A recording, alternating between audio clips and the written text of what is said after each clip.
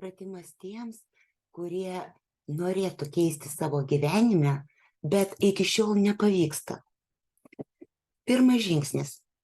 Užrašykite tą savo svajonę ar norą, tai, ką norite pakeisti, arba kuo norėtumėte tapti, kokiu save matote ateityje.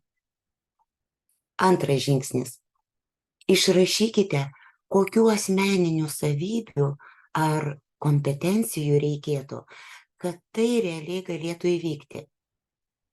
Ir tuomet, kai jau visą tai išrašote, grįžkite prie savęs dabar ir pergalvokite, ką iš to, ką surašėte, jūs jau turite.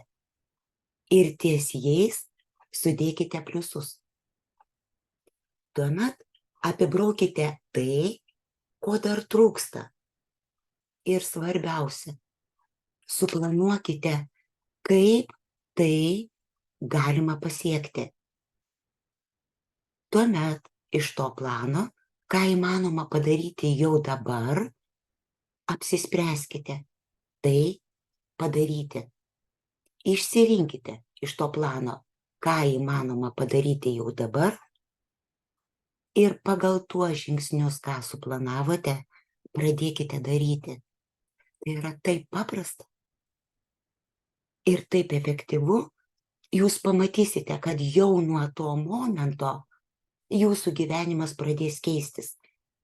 Jame atsiras žmonių, įvykių, artinančių link šio noro išsipildymo.